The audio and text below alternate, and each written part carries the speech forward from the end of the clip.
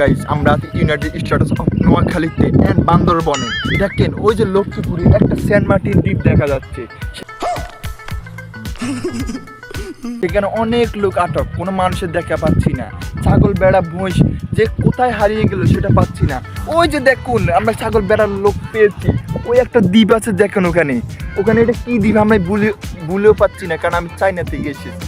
এখানে মনে ছাগল বেড়া অনেক আছে, আর এখানে একটা ব্রিজ বানাতে হবে। আর আমরা এখন কাউকে পাচ্ছি না যে কাউকে কিছু বলবো। ওই যে দেখেন একটা চাচাকে পেয়েছি, ওই চাচা এদিকে আসছে।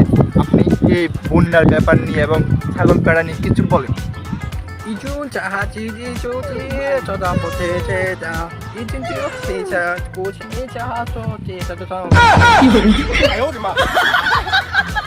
এই যে আপনারা ওনার কথা তো বুঝতে পারছেন না, আমি বুঝতে পারছি, কারণ আমি চাইনা থেকে এসেছি, কিন্তু সুইজারল্যান্ডের অভাবে। দেখেন আমি আপনার ওনার ডাবিং বুঝেছি, উনি এখানে একটা ব্রিজ বানাতে চাচ্ছেন যে ওই লোকগুলাকে এখানে কিভাবে আনা যায়, আনিয়ে গুলি করে হত্যা করা হয়।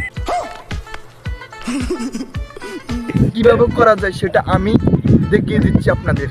ওই যে দেখুন আমার সামনে আরেকটা কি দেখেন, এক পাক বাহিনী। ওই যে দেখেন একটা পাক বাহিনী, দেখেন পানির অভাবে কিভাবে মরে যাচ্ছে এবং বেঁচে যাচ্ছে।